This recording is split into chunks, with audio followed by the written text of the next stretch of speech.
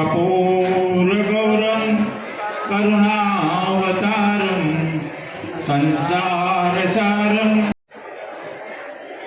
Cooked મંડળ શ્રી મનહરગીરી બાપુ તેમજ મારા સદગુરુદેવ શ્રી પૂજ્ય જસુભારતી બાપુ, અમારે થાપનાથ મંડળના મહાન શ્રી ગૌતમગીરી બાપુ, બંધુના ચરણોમાં મારા કોટી કોટી વંદન.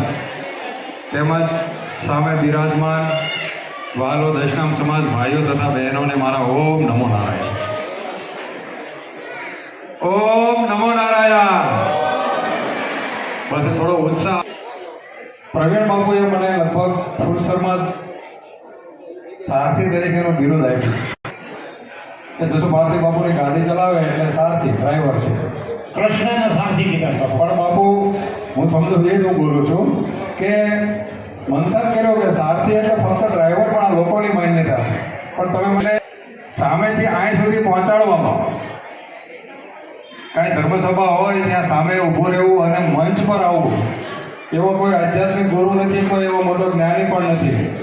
પણ આ સંતોની સેવા કરતાં કરતાં જે કાંઈ મને પ્રાપ્તિ થયું છે એ મને અહીંયા જસુભાઈએ બધો જ શ્રેય હું જસુભારતી બાપુને આપું છું. વિશેષ સમય નથી લેવો, પણ છાત્રાલયની એક વાત કરી દઉં કે આપણે દરેક ભંડારામાં છાત્રાલય માટે જોડે ફેરવતા હોઈએ છીએ, અને એ જોડેમાં અમારે સાંઢીડામાં હોય તો એ પહેલાં 500 રૂપિયાથી શરૂઆત કરાવે. પણ આજે નથી તો અમારે જસુભારતી બાપુએ એ બીડું ઝડપ્યું છે કે છાત્રાલયને જોડે ફેરવવા માટે શરૂઆત કરો. 500 રૂપિયા જસુભારતી બાપુ આપે છે, અને જે પહોંચો તે કોઈ ઉપર પ્રેશર નથી, કોઈ જવાબ ઓલું નથી કે આટલા અમને આપો છો. એટલે આ આપણા વિદ્યાર્થીઓ માટેનું જોડે આપણે ફેરવીએ છીએ. જે છાત્રાલયમાં આપણા વિદ્યાર્થી રહે છે એમના ભોજન માટેની આ વ્યવસ્થાના ભાગરૂપે, અને હમણાં બાપુએ જાણ કરી થોડો વિવાદ છે પણ એ બધું વ્યવસ્થિત થઈ ગયું છે, એટલે એ બાબતમાં ઊંડા ન ઉતરતા. અને 21 તારીખે આપણે જે મિટિંગ રાખી છે ભોળાનાથ મહાદેવ, એ મિટિંગમાં પણ આપણે સારા પરિણામ મળે એ મહાદેવજી પાસે પણ આપણે અપેક્ષા રાખીએ. બીજું કોઈ આપણે 2 જણા આવે અહીંયા મદદ કરવા માટે, જોડે માટે કોઈ બે જણા આવે જોડે ફેરવી દે. જે પહોંચો તે ફૂલ નહીં તો ફૂલની બાંકડી રૂપે. અને છાત્રાલય માટેની જોડી છે. મને ખ્યાલ છે કે ભાઈ પહેલાં એક મંડળની ફરી પછી આપણા જે લોકો હોય એમને પણ આવતો એટલે હું સમજુ છું. પણ આ જોઈને તમારા દર્શન થઈ જાય એવી નજર ક્યાંથી લાવી કે તમને જોઈને તમારા દર્શન થઈ જાય. હજી પણ જરૂર હતી તમારી, ત્યાં કુદરત લઈ ગયો તમને તાણીને.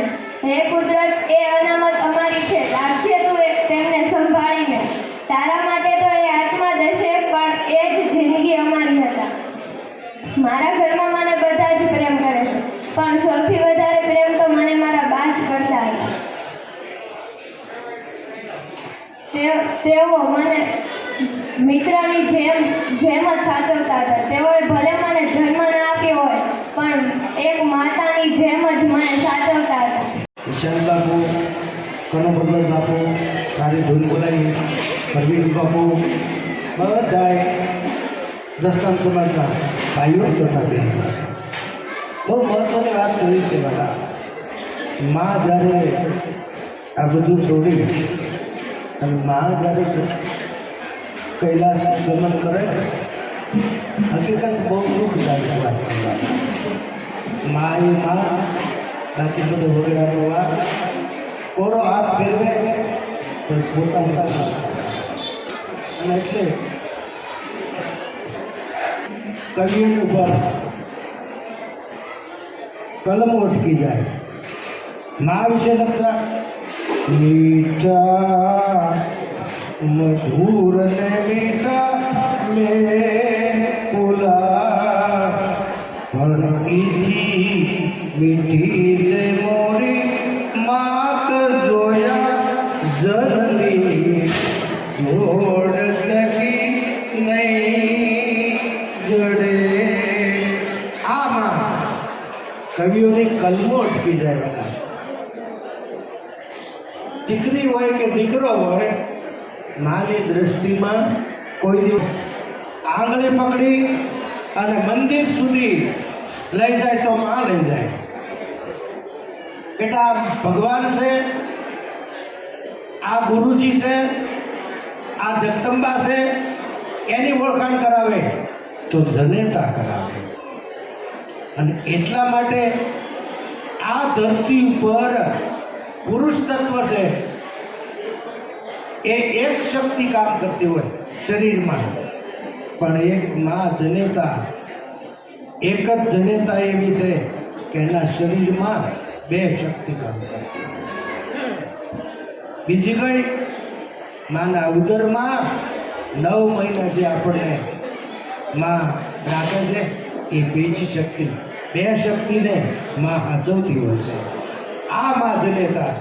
અને બે પ્રસંગ છે ને બહુ અઘરો છે બધા. અમે સમજ્યા નથી. અમારા આ ઘર હારે એટલો સંબંધ છે. હું ભલે બ્રહ્મચારી છું, સંત છું, તોય હું ભીખુ મામના વંદન કરું, ગમે ને ભાડું તાળીઓથી વધારી લેજો. એમના ઘરના એમનો જે સરળ સ્વભાવ, એટલો બધો સારો સ્વભાવ. અમારે લગભગ 25 વર્ષથી વિચારવાનું, પણ કોઈ દિવસ એના મુખેથી કોઈ દિવસ કોઈ વસ્તુ ઉતાવળી કે ક્રોધમાં મેં કોઈ દી ભીખુમાનું દર્શન નથી કર્યું. એ વ્યક્તિના આંગણામાં આજે એટલો દસનામ સમાજ, અને હું તો એટલું કહું વાલા, એક જ દસનામ સમાજ એવો છે એને 184 યોની ફરવું નથી પડતું વાલા. શું કામ? આ જન્મ લેવા માટે આપણી માથે હોય તો આપણો ઈષ્ટદેવ છે ને એ શિવજી મહારાજ છે. અને એને આ સૃષ્ટિ, આખી સૃષ્ટિ રચવાવાળા દેવ હોય, વ્યક્તિ હોય, બીજો ભગવાન જ નથી. એ આપણો ભગવાન છે શિવજી મહારાજ આખી સૃષ્ટિનું સર્જન કર્યું છે. એના આપણે પૂજારી છીએ. એટલે 184 યોનિમાં આપણે ન જવું જોઈએ. કારણ કે 184 છૂટે ક્યારે ખબર? શિવના મંદિરે કોઈ જાય, સવારમાં દર્શન કરે, 2 ફેરા ઘટી જાય. ગુરુજીને આગળ જાય અને ગુરુના દર્શન કરે, અને ગુરુ કેમ કરે તો 3 ફેરા ઘટી જાય. એમ કોઈ બીજી વિનાથી જો 10નામ આગળ જાય ને તોય અમુક ટાઈમે એના બધાય ફેરા પૂરા થઈ જાય. એવી આ 10નામ સમાજ. એટલો બધો ઉજ્જવળ સમાજ. પણ એમાંથી એક માં છે, એને તો ભગવાને પણ હાથ ધોઈ નાખ્યા. આ ધરતી ઉપર કેટલી દેવીઓ પૂજાય? 5.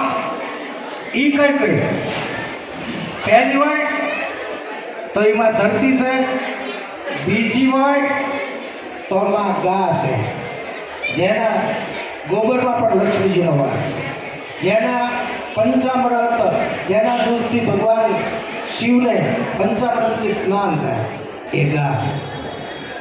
ત્રીજી હોય ને તો આપણા ગોત્રની દેવી, કુળદેવી. ચોથીમાં હોય ને તો આ ધરતીને પાવન કરી રહી છે એ ગંગા.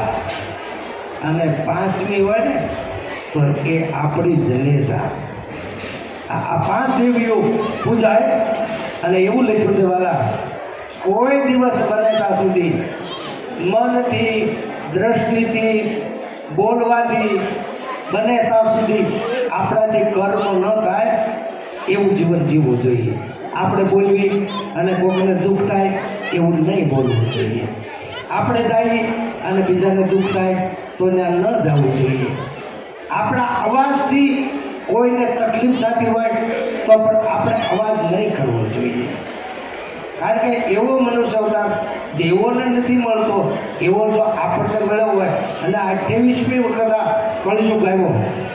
આપને તો ખબર છે કે હું રામકથા, ભાગવત કથા, શિવકથા ઓસ્ટ્રેલિયાથી આવ્યો, આફ્રિકાથી આવ્યો, દુબઈથી આવ્યો, પણ ભારત ઉપર અને બીજી વાત એ કરું, 10નામ સમાજમાં પડ્યું છે એવું ક્યાંય નથી પડ્યું હોય.